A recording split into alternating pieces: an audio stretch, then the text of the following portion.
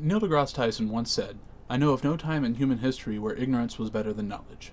Hi, my name is Matthew Hippert, and I would like to share one of my favorite people with you.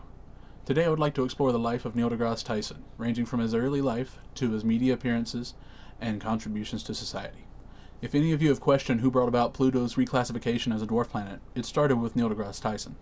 Although I knew a bit about Mr. Tyson beforehand, from his appearances on various media I enjoyed, I have learned that he has done far more than I could have guessed, more than most have done in their lifetime, championing very important causes. I feel it is important to start with Neil's early home life, going to his college education, and then to his efforts as an adult to understand what made him the leader in scientific literacy today. So where did it all begin? I take you now to the formative years of Mr. Tyson. Neil deGrasse Tyson spent his early years growing up in New York, going to public school and developing an early interest in astronomy. Neil deGrasse Tyson was born October 5, 1958, as the middle of 3 children. His mother, of Puerto Rican descent, Sonchita Maria Tyson, worked for the U.S. Department of Health, Education, and Welfare as a gerontologist. His African-American father, Cyril deGrasse Tyson, was a sociologist. He grew up in the Castle Hill area of the Bronx, later moving to Riverdale. He attended public schools in elementary through high school. He chose to attend the Bronx High School of Science. In high school, he became the captain of the wrestling team, as well as the editor-in-chief of the school science journal. Also during high school, he attended astronomy courses at the Hayden Planetarium, later viewing the time he spent there as his most formative period. Crediting the director of the planetarium during this time, Dr. Mark Chartrand III, with being his first intellectual role model, further explaining that it was the director's use of humor and enthusiasm that inspired him to communicate with others in this manner. During this time, he gained some popularity amongst those in the astronomy community by giving lectures on astronomy at the age of 15. In an interview with New Yorker writer Rebecca Mead, he recalled that his interest in astronomy was cemented by the awestruck feeling he got from viewing the Sky Theater at the Hayden Planetarium at the age of 9, suggesting it felt as if the universe was calling to him. Neil continued to feel that call from the universe as he furthered his education through college. Neil deGrasse Tyson had a broad college experience, from many different schools, starting before he even got out of high school.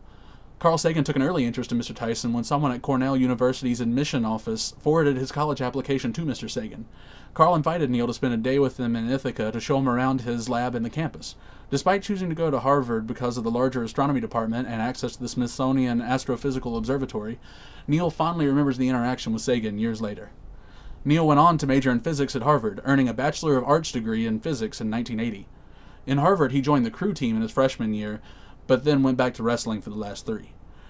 Directly after graduating from Harvard, he went on to the University of Texas at Austin, receiving a Master of Arts degree in astronomy in 1983. In 1988, Neil was accepted into the astronomy graduate program at Columbia University, earning a Master's of Philosophy degree in astrophysics in 1989, and then a PhD in astrophysics in 1991 from the same university. After earning his PhD, Neil went on to hold many positions at various universities. Dr. Tyson has had a lengthy scientific career so far, spanning universities, television, podcasts, speeches, and other public events. In 1994, he joined the Hayden Planetarium that he admired so much from his youth as a staff scientist. The following year, he became the acting director of the planetarium, and then the appointed director in 1996. Over the next 4 years, he oversaw the $210 million reconstruction of the planetarium.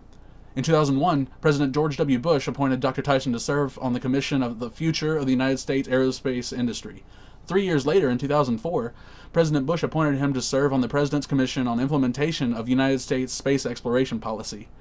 Following some of this work with these appointments, he received the NASA Distinguished Public Service Medal, the highest honor NASA bestows to civilians. During his tenure at the Hayden Planetarium, he worked to group planetary objects together, and in doing so, found Pluto did not meet the classification to be grouped with the other planets, and instead fell under the category of dwarf planet. In 2006, International Astronomical Union confirmed his assessment of Pluto by officially changing its classification to dwarf planet. As shown here through my placemat from when I was young, this was no longer accurate because it shows Pluto as the 9th planet, and it is now only 8. Dr. Tyson has authored well over 20 books, with a couple more on the way. He strives to communicate the written word as he does the spoken. In an interview with the Humanist magazine at an annual conference in 2009, Neil said, "There is nothing scarier than a scientifically illiterate adult with a finger on the button. So much of my efforts have been to stimulate and re-stimulate a level of scientific curiosity in adults that we all had as children."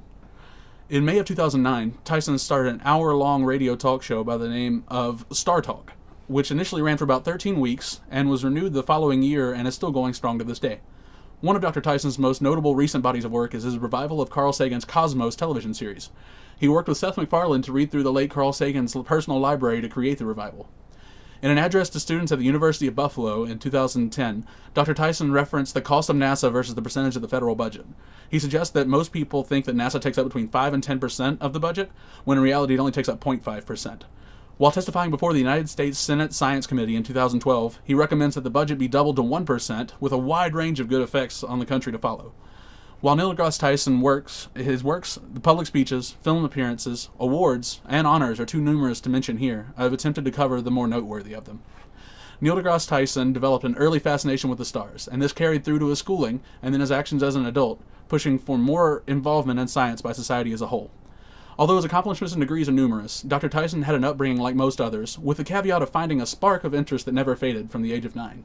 Neil once said that if I went around always calling myself doctor, that would mean you'd have to believe what I said because of my authority. But in fact, if what I say is fundamentally true, and you understand why it's true, you'll never have to reference that title again. May we all hope to be as dedicated to furthering a good cause as Neil deGrasse Tyson is.